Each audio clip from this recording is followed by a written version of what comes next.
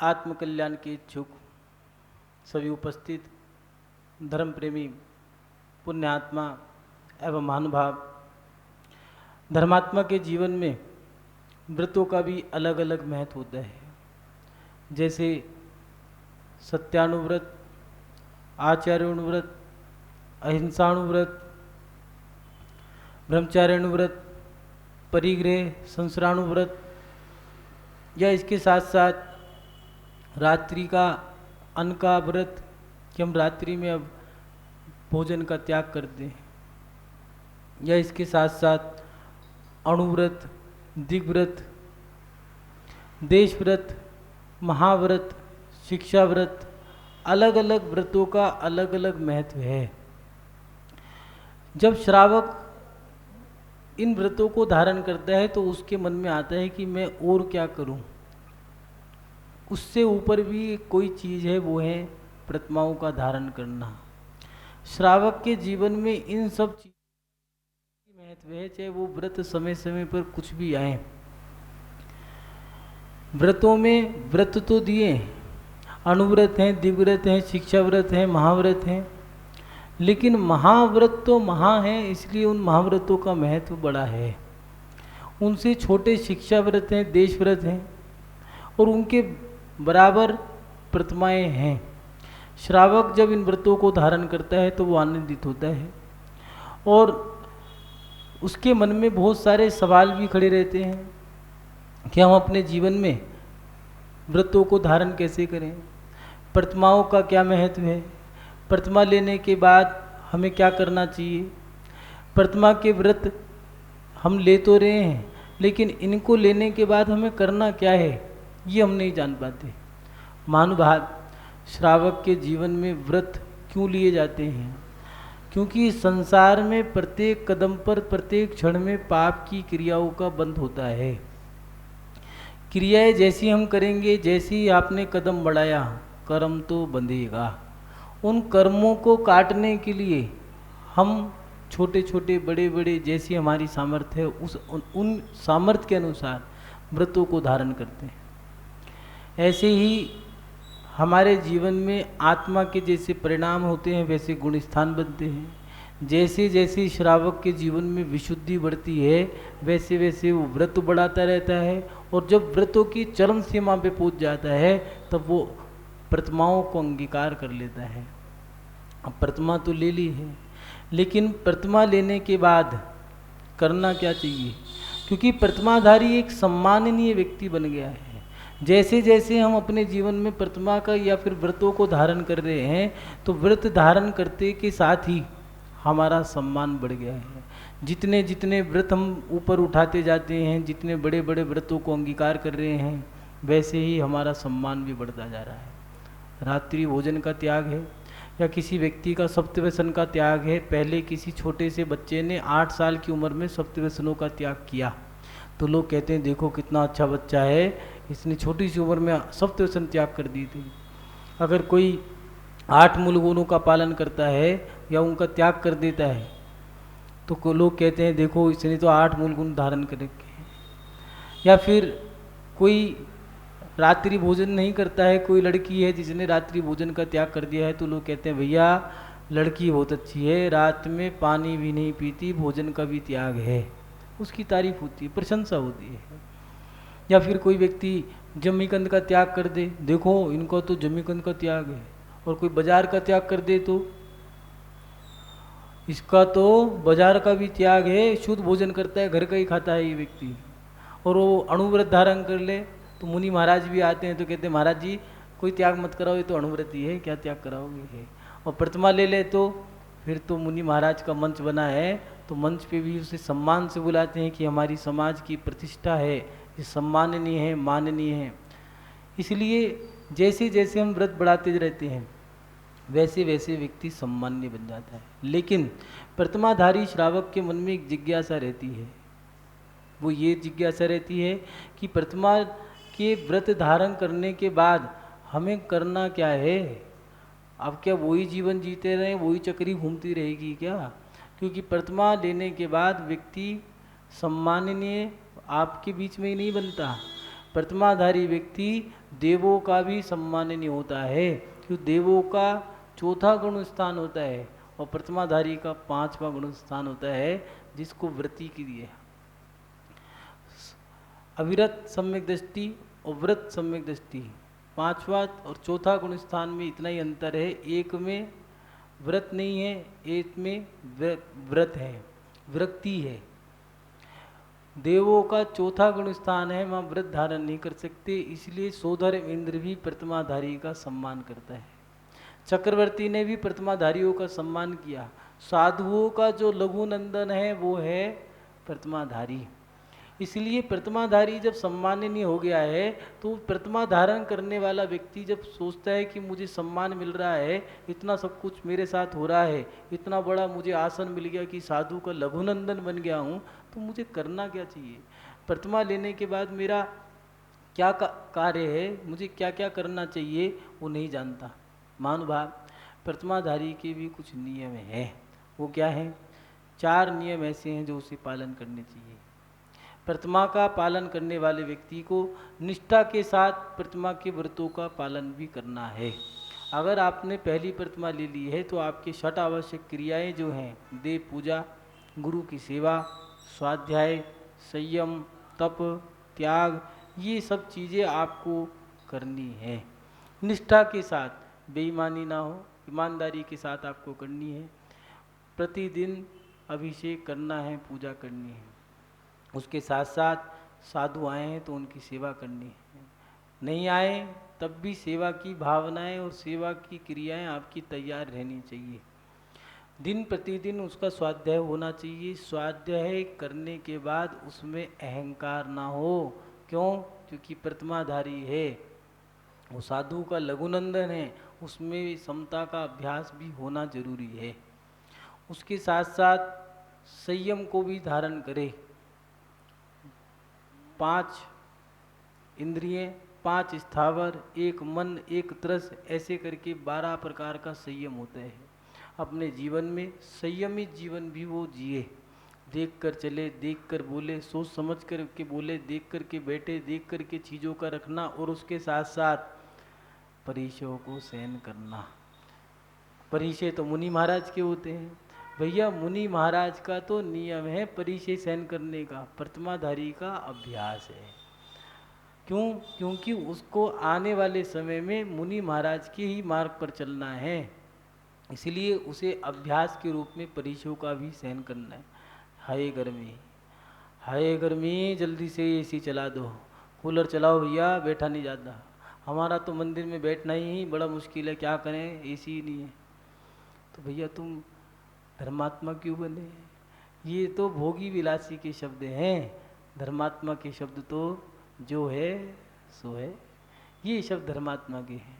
महानुभाव, सहन शक्ति बढ़ाएं, परिचय को भी सहन करें। प्रतिमाधारी का मुनि महाराज के चरणों के रज को मस्तक पे लगाना और उसके साथ साथ उनके चरणों के पीछे, उनके कदमों पर चलना, ये उसका एक कार्य है। इसलिए प्रतिमाधारी 6 आवश्यक क्रियाओं का पालन करते हुए जो प्रतिमा ली है, पहली प्रतिमा ली है तो दर्शन प्रतिमा में दिया है जिनेंद्र भगवान के दर्शन, 6 आवश्यक क्रिया का पालन, उसके साथ साथ शुद्ध भोजन, ये नियम हैं। दूसरी प्रतिमा में 12 व्रतों का नियम जो दिए हैं, 5 अणुव्रत, 3 गुणव्रत, 4 शिक्षा व्रत, उनका पालन। तीसरी प्रतिमा में सामायिक, चौथी प्रतिमा, दूसरी प्रतिमा व्रत प्रतिमा, तीसरी सामायिक, ऐसे क्रम से प्रतिमाएं लगाई हैं। 11 प्रतिमाएं हैं।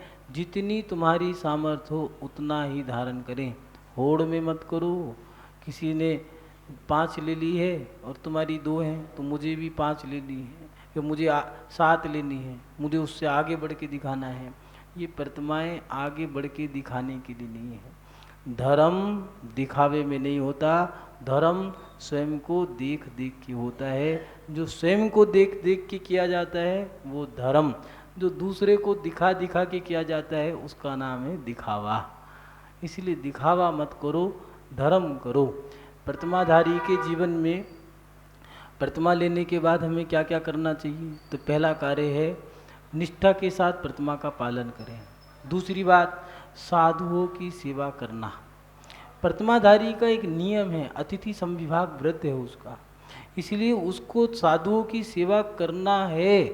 हंस के करो, रो के करो, रो के किया तो प्रायश्चित लो, हंस के किया तो आपका अतिथि समविभाग जो व्रत है वो पल गया। इसलिए आहार विहार वैयावत्ती, वैयावत्ती का मतलब है साधुओं की साधना में सहभागी बनना ही वैयावत्ती है। ऐसा नहीं है साधु विश्राम कर रहे हो और पकड़ा अंगूठा उठा दिया हिला करके, क्या हुआ महाराज जी जाग गए क्या, हाँ क्या हुआ, कहने के कुछ नहीं वैयावत्ती करने आया था। तो भैया ये वैयावत्ती नहीं है।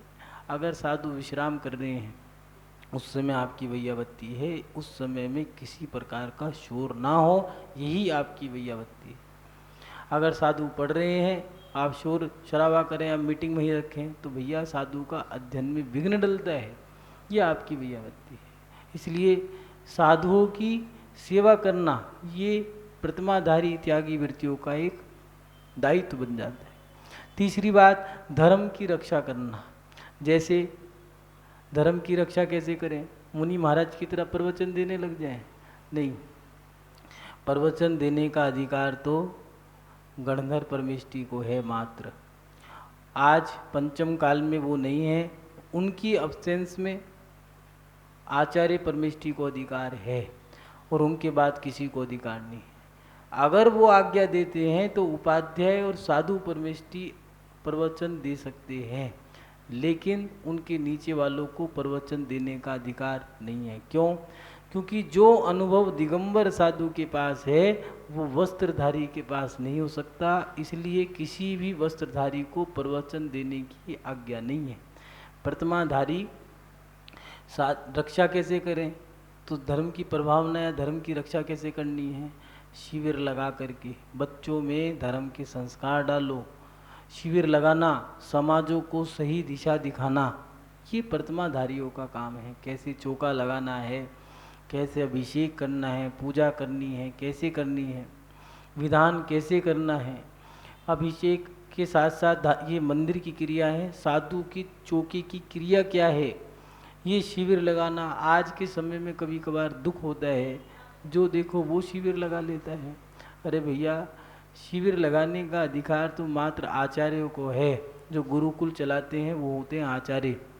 उन आचार्यों के सानिध्य में आप शिक्षा को ग्रहण करते हैं और उनकी आज्ञा के अनुसार, चाहे वो कोई भी हो, अगर आचार्य ने आज्ञा दी है तो ब्रह्मचारी भी काम कर सकता है। अगर उनकी आज्ञा नहीं है फिर तो उपाध्याय को भी चाहे एलाचार्य ही क्यों ना हो या उनके बनाए आचार्य ही क्यों ना हो, वो भी प्रवचन नहीं दे सकते, कुछ नहीं कर सकते, क्योंकि उनकी आज्ञा के बिना कुछ नहीं हो सकता, क्योंकि उन्होंने आज्ञा नहीं दी। जब उनकी परीक्षा में आप पास नहीं हुए हो तो आप कुछ नहीं कर सकते। इसलिए प्रतिमाधारी के लिए दिया है, धर्म की रक्षा करने के लिए क्या करना चाहिए, तो वो शिविर लगाए, समाजों को दिशा दिखाए।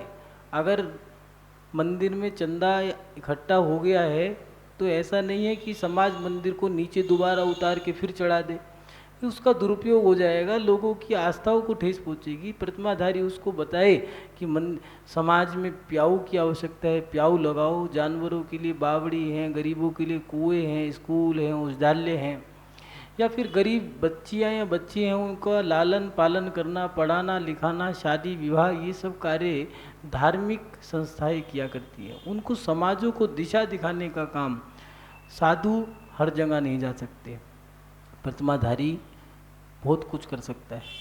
साधु बहुत बड़े साधु हैं, उत्तम पात्र हैं, लेकिन श्रावक साधु जहाँ नहीं पहुँच सकता है वहाँ पहुँच सकता है। साधु आकाश में उड़ के नहीं जा सकते, लेकिन श्रावक हवाई जहाज से भी जा सकता है, जहाँ पर हमें पहुँचाना है वहाँ पहुँच सकता है। इसलिए प्रतिमाधारी शिविर लगाएं और उसके साथ साथ समाजों को सही दिशा दिखाएं। और अंतिम बात, प्रतिमा लेने के बाद क्या करें, तो उसके बाद दिया है समाधि की साधना करें। एक समय तक आप प्रभावना में सहभागी बन सकते हो, प्रभावना में सहभागी बन सकना कैसे, वो आपको बता दिया। प्रभावना की भी एक उम्र होती है, जिंदगी भर प्रभावना नहीं की जा सकती। जब तक तुम्हारा शरीर साथ दे रहा है तब तक प्रभावना करें, और शरीर छोड़ने से पहले साधना जरूर करें। इसलिए समाधि की साधना जिसके लिए हमने प्रतिमा ली है, धीरे धीरे त्याग करें। कुछ लोग जैसे ही व्रत नियम या कोई त्याग कर देते हैं तो सबसे पहले अगर त्याग करते हैं तो वो खाने पीने की चीज़ का करते हैं। जैन धर्म में त्याग अगर करने के लिए बताया है तो वो दिया है रात्रि भोजन, अभक्ष का त्याग, मद मांस मधु, 5 पापों का त्याग दिया है, हिंसा झूठ चोरी कुशिल परिग्रह। कई लोग क्या करते हैं, त्याग का मतलब उन्होंने परिभाषा बना दी है, त्याग माने एक टाइम खाओ।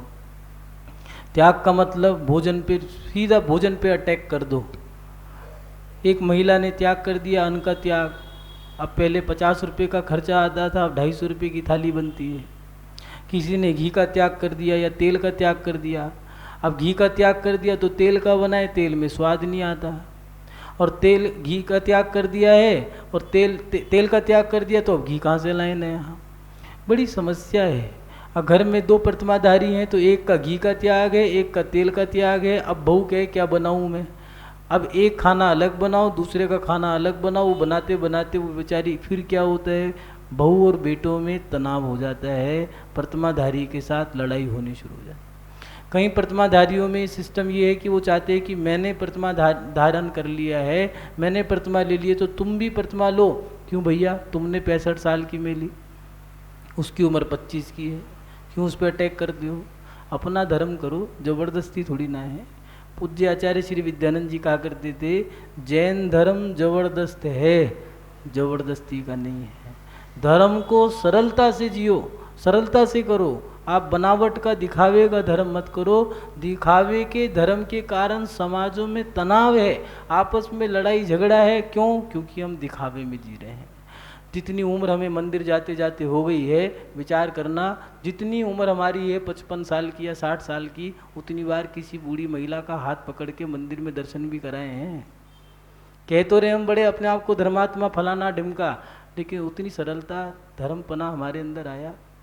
इसलिए प्रतिमाधारी के जीवन में धीरे धीरे त्याग करने की भावना भी हो, समाधि की भावना। त्याग करना है तो धीरे धीरे करें, गुरु की आज्ञा से करें। उसके साथ साथ समता को भी धारण करें। अगर किसी ने तुम्हारी पूजा के समय में पंखा बंद कर दिया है तो ऐसा नहीं तुम उसका पंखा नहीं, पंखा ही तोड़ दो। प्रतिमाधारी हो, थोड़ी समता रखो। कई बार ऐसा होता है, प्रतिमाधारी है, शुद्ध वस्त्र पहन के खड़े हो गए, खुद तो अकेले ने शुद्ध वस्त्र पहने, 100 आदमी खड़े अशुद्ध, तो भैया 100 आदमी को अटैक करते हो तुम कि पीछे हटो, तुम अकेले हो, तुम पीछे हट जाओ। लेकिन हमें तो उसको पीछे हटाना है, ये दिखाना है कि मैं शुद्ध हूँ। ये गलत है। आप समाधि की साधना करें, धीरे धीरे त्याग करें, त्याग के क्षेत्र में आगे बढ़ना है।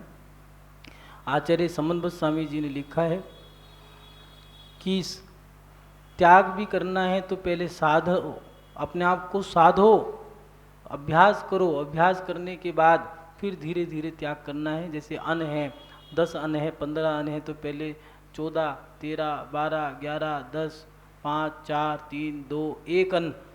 फिर रस दिए हैं तो रस का भी धीरे धीरे त्याग करना है। जैसे अनार का जूस का त्याग, सेब के जूस का त्याग, धीरे धीरे। जैन धर्म सरल है, सहजता का है। और उसके साथ साथ समाधि हमारे जीवन की एक साधना है। जैन धर्म में समाधि साधना कही है, आत्महत्या नहीं कही। इसलिए समाधि करें, बनावट ना करें। प्रतिमाधारी हैं, धीरे धीरे त्याग करें, समता को धारण करें और साधुओं के पास समय जरूर गुजारें। क्योंकि साधु समाधि कराते हैं, डॉक्टर समाधि नहीं कराता, वो तो बाईपास सर्जरी करा देता है। अगर डिलीवरी भी होनी है तो वो ऑपरेशन से कराएगा। नॉर्मल डिलीवरी के खर्चा 40,000 का है, ऑपरेशन का 1.5 लाख का है। उसकी कमीशन है, उसमें कमाए उसने 40-30 हज़ार रुपये, उसमें कमाए 1 लाख रुपये। इसीलिए डॉक्टरों के हॉस्पिटलों में जाकर के समाधि नहीं होती, समाधि होती है साधुओं के चरणों में।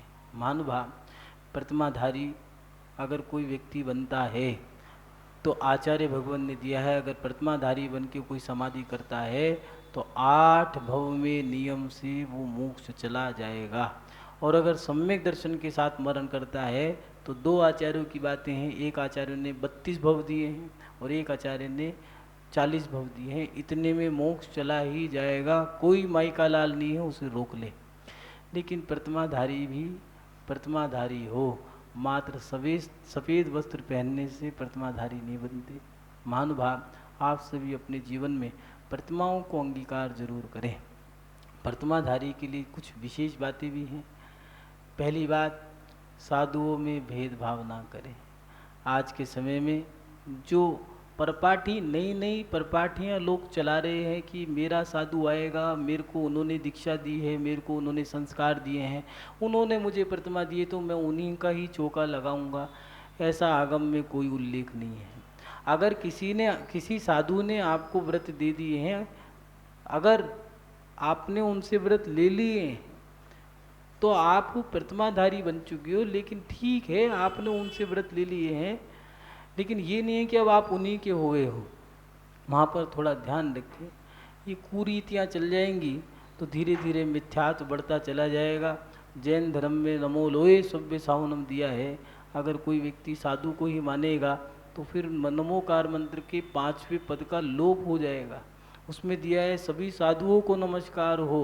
और अगर हम एक साधु को नमस्कार करते हैं, कोई कहे कि मैं श्रद्धानंद जी को ही मानूंगा, नमो श्रद्धानंद, अगर आप ऐसे बोलते हो तो फिर वहाँ पर वो मंत्र खंडित हो जाता है। उसमें दिया है नमो लोय, लोक के सभी साधुओं को नमस्कार दिया है। लेकिन हमने अगर ये सोच लिया है कि हम उन्हीं से जुड़ेंगे तो वो एकांतवाद का मिथ्यात्व हो जाएगा। मिथ्यात्व में जो 5 मिथ्यात्व यहाँ पढ़ते हो, विपरीत एकांत भी नहीं के, संशय ज्ञान को नहीं के, एकांत मिथ्यात्व जो है ये आपको नीचे की ओर लेके जाएगा। इसलिए उस मिथ्यात्व में ना पड़े। कि जो अधर्मात्मा लोग हैं, असभ्य लोग हैं, अविवेकी लोग हैं, जो उन लोगों के काम है, प्रतिमाधारियों के काम नहीं है। दूसरी बात, प्रतिमाओं के व्रत लेने के बाद धर्म में व्यापार ना करें। कोई व्यक्ति अगर प्रतिमाधारी बन जाता है और वो व्यापार करता है धर्म में, जैसे विधान के पैसे ले लिए, कुछ ऐसी क्रिया करते हैं, तो इससे धर्मात्माओं की भावनाओं पे ठेस पहुंचता है। आप विधानाचार्य बनो, आप प्रतिष्ठाचार्य बनो। वैसे तो जब शिक्षा का अध्ययन कराया जाता है, पहले ही नियम दे दिया जाता है कि विधानाचार्य, प्रतिष्ठाचार्य जो विद्वान हैं, शास्त्री हैं, वो विद्या को बेचेंगे नहीं। परंपरा तो ये थी, लेकिन धीरे धीरे लोगों ने इसका भी व्यापार बना दिया। फिर भी प्रतिमाधारी बनकर के वो कार्य ना करें जिससे कि धर्मात्मा की भावनाओं को ठेस पहुँचता है। तीसरी बात, जो धर्म के क्षेत्र में ज़्यादा व्रत उपवास करते हैं वे प्रतिमा ग्रहण करें। जैसे कई लोग हैं, नमोकार के व्रत कर लिए, सहस नाम के, जिन सहस नाम के, नमोकार के, भक्तांबर के, 64 रिद्धि के, या फिर कर्म दहन के, 1234 के, अलग अलग जो व्रत दिए हैं, इन ज़्यादा व्रतों को करने से अच्छा तो अपने जीवन में प्रतिमाओं को भी धारण करें। ज़्यादा व्रतों की संख्या बढ़ाने से तो अच्छा है एक प्रतिमा ही धारण कर लो। अपने जीवन में प्रतिमाओं को अगर धारण करते हो तो नियम से कल्याण होगा। महानुभाव, प्रतिमाधारी साधु के संगों में रहे या घर में रहे, लेकिन अकेला भ्रमण ना करे। कई बार ऐसी सूचनाएं सुनने में आ जाती हैं, कोई छुल्लक जी अकेले घूम रहे हैं, अल्लक जी अकेले घूम रहे हैं, या कोई आरिकाएँ हैं, उससे समाजों की भावनाओं को ठेस पहुँचता है, भगवान की आज्ञा का उल्लंघन होता है। आचार्य भट्टकेर स्वामी जी ने दिया है मूलाचार में कि मेरा दुश्मन भी पंचम काल में, मेरा दुश्मन भी एकल बिहारी ना हो, हे भगवान मैं उन साधु से निवेदन करता हूँ। इसलिए कोई भी प्रतिमाधारी संग में रहे या घर में रहे, लेकिन अकेला ना रहे। ये दुर्धर काल है जिसमें सब मर्यादाएं नष्ट हो गई हैं, सब भ्रष्ट हो गया है, धर्म भी धीरे धीरे लोप हो जाएगा और यहाँ तक कि कषायें बढ़ जाएंगी, पाप बढ़ जाएगा। ऐसे समय में आप अकेले रह कर के धर्म पालन नहीं कर सकते। इसलिए कम से कम 2 साधु तो रहें। एक साधु भी रहेगा तो समाज उसे धीरे धीरे भ्रष्ट कर देगी। इसलिए प्रतिमाधारी संग में रहे, अकेला ना रहे, और उसके साथ साथ प्रतिमा लेने का अभ्यास जरूर करें। महानुभाव, धर्मात्मा लोग जो धर्म करते हैं, एक समय पर, एक पड़ाव पर प्रतिमा ले लेना चाहिए। पहले आज के समय को देख कर के पहले का समय अगर याद करते हैं तो बड़ा दुख होता है कि क्या पढ़ रहे हैं और क्या देख रहे हैं। पहले का समय ऐसा था कि व्यक्ति जब छोटी सी उम्र में ही रात्रि भोजन जमीकन बाजार का तो अपने जैन धर्म में नाम ही नहीं आता था। जिसके घर में कोई नहीं होता था उसके यहाँ बनता था बाजार का भोजन। और मुनि महाराज जंगल से निकलते थे, आखड़ी लेकर कहीं भी चले जाते थे। जो बोलेगा नमोस्तु नमोस्तु अत्रो अत्रो तिष्ठो तिष्ठो हार जल शुद्धे, वहाँ पड़क जाएंगे। छोटे से 8 साल के बच्चे की उम्र भी 8 साल के बच्चे के लिए भी नियम था प्रतिमाओं का, लेकिन आज 80 साल का व्यक्ति भी प्रतिमा नहीं ले पा रहा। महानुभाव, पहले के लोग छोटी सी उम्र में प्रतिमा ले लिया करते थे। आज हम अपने ही प्रमाद के कारण प्रतिमा नहीं ले पा रहे। कारण हमारा खान पान, हमारा रहन सहन सब भ्रष्ट होता जा रहा है। पहले चौक पूरा करते थे और घर के अंदर एक व्यवस्था थी। रसोई के अंदर एक पहले ही सीमा खिंच जाया करती थी और उसमें एक महिला रहा करती थी, उसका नाम उसको कहते थे अन्नपूर्णा देवी। और कोई भी व्यक्ति उससे बिना पूछे उस रसोई में कदम नहीं रख सकता था। अगर वो महिला शुद्धि भी करने जाती थी तो वो महिला दूसरी महिला को बोल के जाती थी। 2 महिलाएं घर में हुआ करती थी, एक मुखिया होती थी, एक उसके नीचे हुआ करती थी। भोजन किसी को करना है तो उस रेखा के बाहर बैठो, 6 बजते के साथ ही रसोई में ताला लग जाया करता था। इसलिए जितने भी क्षेत्र हैं उन क्षेत्रों पर भोजनशाला दिन से ही चलती है। लेकिन आज हमने इतना बिगाड़ कर दिया, रविवार आया नहीं, हमें तो घूमने जाना है, होटलों में खाना है, क्या खिला रहे हैं क्या खा रहे हैं कोई मतलब नहीं। एक व्यक्ति आपस में चर्चा करते करते शादी का टेंट बदल गया, भोजन करने लग गए। तो उसने पूछा ये कोई अजीब सी चीज़ है, क्या है? पूछ लिया वेटर से क्या है ये। उनने कहा ये तो हॉट डॉग है, माने गरम गरम कुत्ता। तो ये कहने लगा हम तो ये किसने बनाया? फिर पढ़ा टेंट पे लिखा था हम तो किसी ऐसी जगह पहुंच गए जहाँ पर मांसाहारी भोजन था। गलत शादी में चले गए। अब बाहर आकर के मुंह में उंगलियां डाल के ऐ करते रहो, अब ऐ करते रहो, ऐ निकल गई तुम्हारी। इसलिए बाजार का खा करके कौन बना रहा है, कैसा बना रहा है? घर में माँ के हाथ का बना भोजन शुद्ध है, पवित्र है, भावना अच्छी है, फिर भी उसमें हम कमियां निकालते हैं। होटलों में सड़े गले मसाले डाल दिए हैं, कौन छान रहा है, कौन शुद्ध कर रहा है? लेकिन उसमें भी चाट चाट के खा के आ रहे हैं, खा रहे हैं, गुर्रा रहे हैं। रिजल्ट हमारे सामने है। हमने जो गलती करी, हमारा जो खान पान है वो खराब हो गया, हमारा रहन सहन बदल गया है और उस कारण हम चाह कर के भी प्रतिमा नहीं ले पा रहे। महानुभाव, प्रतिमाधारी अपने जीवन में प्रतिमा लेने के बाद निष्ठा के साथ प्रतिमा के व्रतों का पालन करें, उसके साथ साथ साधुओं की सेवा करें, धर्म की रक्षा और समाधि की साधना दिन ब दिन बढ़ाता रहे। महानुभाव, प्रत्येक व्यक्ति अपने जीवन में एक ही लक्ष्य लेकर के आता है कि मैं अपने जीवन में मनुष्य पर्याय को प्राप्त करके अपने जीवन को सार्थक करूं। सभी प्रतिमाधारी जो बन गए हैं, जो बनना चाहते हैं, वह अपने जीवन में मोक्ष मार्ग की साधना को करते हुए, प्रतिमाओं के व्रतों का पालन करते हुए उत्तम समाधि को धारण करके शाश्वत अवस्था को प्राप्त करें। इन्हीं सद्भावनाओं के साथ ओम नमः सिद्धिभ्याः। जय बोलिए परम पुण्य आचार्य गुरुदेव श्री वसुनंदी महाराज की।